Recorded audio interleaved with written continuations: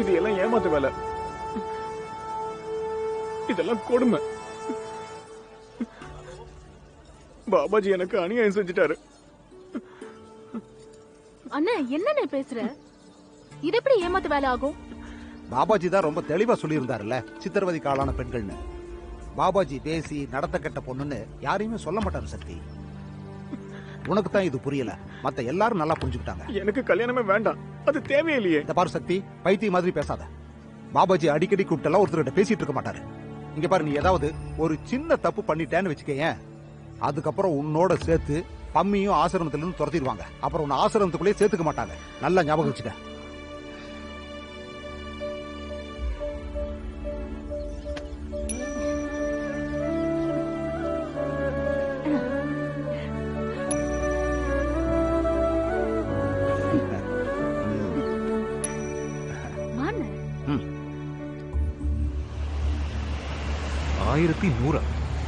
எங்க இருந்து பாபாஜிக்கு இத்தனை பொண்ணு கிடைக்கிறாங்க? என்ன சார், நம்ம நாட்டுல வேலை இல்லாத பசங்களுக்கும் கஷ்டப்படுற பொண்ணுங்களுக்கும் பஞ்சமா என்ன? அங்க 1100 பேர் இருக்காங்கல்ல, அங்க இருக்கிற நிறைய பேருக்கு பல ஆசிரமங்கள்ல பல தடவை கல்யாணம் நடந்திருக்கும்.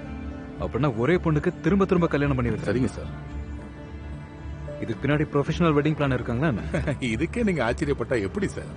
ஒரு சிஎம்மா இருந்திருக்கீங்க, உங்க வேலையை மட்டும் பாருங்க சார். அங்க லட்சக்கணக்கான மக்கள் இருப்பாங்க, எல்லா பத்திரிகைக்காரனும் அங்கதான் இருப்பான். இன்னைக்கு சாயந்தரத்துல இருந்து எல்லா சேனல்லையும் நீங்க தான் இருப்பீங்க. பெண்கள் விடுதலையின் சிறந்த போராளி. இந்த திருமண வைபவத்திற்கு வந்திருக்கும் உங்கள் அனைவரையும் வருக வருக என வரவேற்கிறேன். நடைபெறவிருக்கும் திருமணம் உங்கள் வாழ்க்கையில் மிகப்பெரிய மாற்றத்தை ஏற்படுத்துகிறது. இவை அனைத்தும் பாபாஜியின் ஆசீர்வாதத்தால் நடக்கப் போகிறது. இந்த திருமணத்தில் கலந்து கொண்டிருக்கும் அனைவரும் அவரவர் பெற்றோரிடம் ஆசீர்வாதத்தை பெற்றுக் கொள்ளலாம். அப்படி பெற்றோரை அழைத்து வராதவர்கள் ஆசிரமத்தில் உள்ள பெரியோரிடம் ஆசீர்வாதத்தை பெற்றுக் கொள்ளலாம்.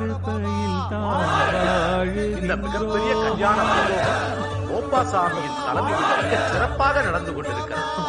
கோபாசாமியிடம் உங்கள் திருமணத்திற்கான அங்கீகாரத்தையும் பெற்றுக் கொள்ளலாம். உங்களுக்கு கொடுக்கப்பட்டிருக்கும் எண்களை பார்த்து சரியான இருக்கையில் அமருமாறு. உன்னோட அண்ணாக்கு என்ன ஆச்சு? ஏன் இப்படி சோகமா இருக்கான்? ஏன்னா அவருக்கு இன்னும் நல்லது கெட்டது பத்தி சரியா தெரியல. சிறப்பாக அமைய வாழ்த்துகிறோம். அருளின் சுடராய் ஒளியின் விளக்காய் உள்ளத்தில் நீ வந்தாய், உள்ளத்தில் நீ வந்தாய். இன்னும் சற்று நேரத்தில் பாபாஜி இந்த திருமண விசேஷத்தில் கலந்து கொள்ளப் போகிறார். அவருடைய ஆசீர்வாதத்தை பெற்று வாழ்க வளமுடன். தங்கச்சி ஒரு நிமிஷம். என்ன எந்த சார் கிட்ட நிக்கிறீங்க நீங்க? இது தப்பான நம்பர். உங்க நம்பர் 28. நல்லா பாருங்க, இது 26. வாங்க, கரெக்டான நம்பர் கூட்டிட்டு போறோம். வாங்க, இங்க உட்காந்துக்கோங்க.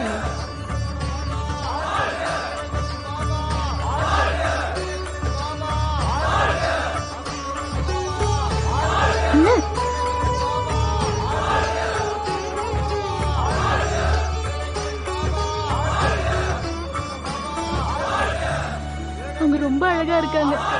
அவங்க தான் எனக்கு அண்ணியா வர போறாங்க இல்ல? இந்த அற்புதமான கல்யாண வைபோகம் எங்கும் காண கிடைக்காதது.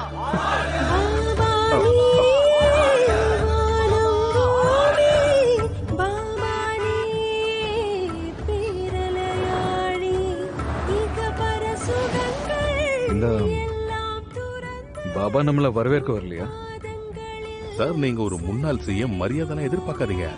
நீங்க இங்க சீஃப் கெஸ்டா வந்திருக்கீங்க, அவ்வளவுதான். நிறைவேற்றும் தயாளன், நிறைவேற்றும் தயாளன். மணமக்களை ஆசீர்வதிக்க பாபாஜி வந்து கொண்டிருக்கிறார். ஏழைகளின் பாபாஜி பல்லாண்டு வாழ்க. இந்த கல்யாண வைபோகத்தை காண்பதற்காகவும் மணமக்களை ஆசீர்வாதம் செய்வதற்கு முன்னாள் முதலமைச்சர் உக்கும் சிங் அவர்களை வருக வருக என வரவேற்கிறோம். இந்த திருமண நிகழ்ச்சியானது மிகவும் சீரும் சிறப்புமாய் நடக்கவிருக்கிறது. உக்கும் சிங் அவர்கள் இந்த நாட்டின் முக்கியமான தலைவர் ஆவார். உக்கும் சிங் அவர்களுக்கு இந்த ஆசிரமத்தின் மேல் தனி மரியாதை உள்ளது. அவருக்கு கட்சி பணிகள் அதிகமாக இருந்தால் அவருக்கு எப்பொழுதெல்லாம் நேரம் கிடைக்கிறதோ உக்கும் சிங் அவர்கள் தவறாமல் ஆசிரமத்திற்கு வருவார்கள். பாபாஜியின் ஆசீர்வாதம் பெறாமல் என்றும் சென்றதே கிடையாது. அங்க போய் உட்கார். ஏழைகளின் பாபாஜி என்றும் பல்லாண்டு வாழ்க. இப்பொழுது அனைவருக்கும் ஒரு தாழ்மையான வேண்டுகோள். இங்கு இருக்கும் மணமக்கள் அனைவரும் அவரவர்களுக்கு கொடுக்கப்பட்ட எண்களை பார்த்து அமருமாறு கேட்டுக்கொள்கிறோம். இன்னும் சில நிமிடங்களில் இந்த திருமண வைபோகமானது இப்போது நடக்கவிருக்கிறது. அதற்கு முன்பு எல்லா பக்தர்களுக்கும் பாபாஜி சிறப்புரை ஆற்ற உள்ளார். இன்றைய தினம் ஆசிரமத்திற்கு ஒரு மகத்தான தினம். இந்த சமுதாயத்திலிருந்து ஒதுக்கப்பட்ட 1100 பெண்கள் இன்னிலிருந்து ஒரு புது வாழ்க்கையை ஆரம்பிக்க போறாங்க. அதுக்கு முன்னால ஆசிரமத்துடைய அந்த 1100 வாலிபர்களுக்கும் நான் நன்றியை தெரிவிச்சுக்கிறேன்.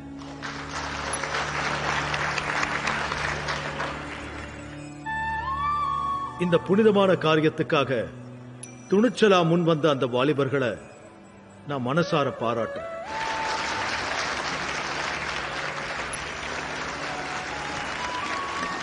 ஆசிரமத்துடைய நிறைய அன்பர்களுக்கு இந்த விஷயங்கள் தெரியாது. பழைய கால சம்பிரதாயங்கள் படி எனக்கும் சிறு பருவத்திலேயே கல்யாணம் ஆயிடுச்சு. 2 குழந்தைகளும் இருக்கு.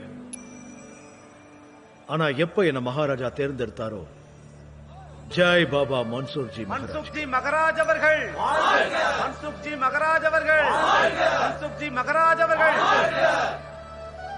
அவர் என்கிட்ட என்ன சொன்னார்னா, இன்னையிலிருந்து உன் ஆசிரமம் தான் உன் குடும்பம், நீதான் இவங்களுக்கு தந்தை. அதுக்கப்புறம் நான் ஒரு நொடி கூட யோசிக்கல. அந்த நொடியை என் குடும்பத்தை நான் தியாகம் பண்ணிட்டேன். இன்னைக்கு பாருங்க, இவ்வளவு பெரிய அன்பான குடும்பம் எனக்கு சொந்தமாயிருக்கு. ஒரு தந்தை தன் மகளோட கல்யாணத்தின் போது எவ்வளவு சந்தோஷமா இருப்பாரோ அதே அளவு சந்தோஷம் தான் இன்னைக்கு எனக்கும் இருக்கு. உங்க எல்லாருடைய வாழ்க்கையிலையும் அன்பும் சந்தோஷமும் நிறைஞ்சிருக்கட்டும். இதுதான் என்னுடைய பிரார்த்தனை, இதுதான் என்னுடைய ஆசையும் கூட. ஏழைகளின் பாபா, ஏழைகளின் பாபா, ஏழைகளின் பாபா. மணமக்கள் ஒருவருக்கு ஒருவர் மணமாலையை மாற்றிக்கொள்ளுமாறு கேட்டுக்கொள்கிறோம். மணமக்கள் அனைவரும் பெற்றோரிடம் ஆசி பெறுமாறு கேட்டுக்கொள்கிறோம். யாருடைய பெற்றோராவது இங்கு வர இயலவில்லையோ அல்லது இங்கு இல்லையோ அவர்கள் நம் ஆசிரமத்தில் பெரியவர்களிடம் ஆசீர்வாதத்தை பெற்றுக் கொள்ளுமாறு கேட்டுக்கொள்கிறோம். அண்ணி வணக்கம். அண்ணி வணக்கம். என் பேரு பம்மி, சக்தியோட தங்கச்சி. இன்னில இருந்து உங்களோட நாத்தனார். உங்களோட பேர் என்ன அண்ணி? பபிதா. பபிதா, பேர் அழகா இருக்கு. நீங்களும் அழகா இருக்கீங்க. எங்களோட சின்ன குடும்பத்துக்குள்ள உங்களை வரவேற்கிறேன். அவர்களை மேடைக்கு வருமாறு அழைக்கிறேன். மணமக்களை வாழ்த்தி சிறப்புரையாற்றுவார். வாழ்த்த வாருங்கள் ஐயா. நீங்க போங்க.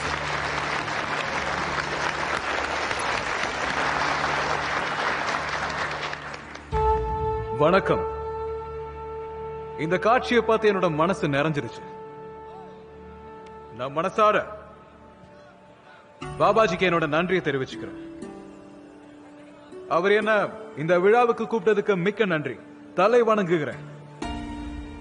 நீங்க இங்க பார்க்கக்கூடிய இவ்வளோ பெண்களையும் நரகத்திலிருந்து வெளியே கொண்டு வந்து ஒரு புது வாழ்க்கையை கொடுத்திருக்காரு. இந்த மாதிரி ஒரு புண்ணிய காரியத்தை ஒரு மகானால மட்டும்தான் பண்ண முடியும்.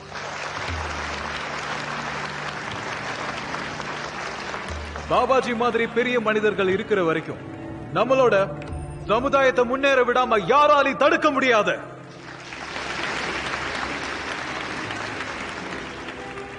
அதனால பாபாஜி கிட்ட நான் ஒரு வேண்டுகோள் வைக்கிறேன். எங்களுடைய சார்பில் அவரோட ஆசிரமத்தோட என்ஜிஓக்காக 1,11,111,111 ரூபாயோட சின்ன ஒரு அமௌண்ட அவர் ஏத்துக்கணும்.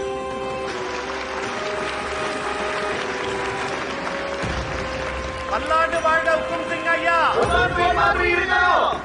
ஹுக்கும் சிங் வாழ்க.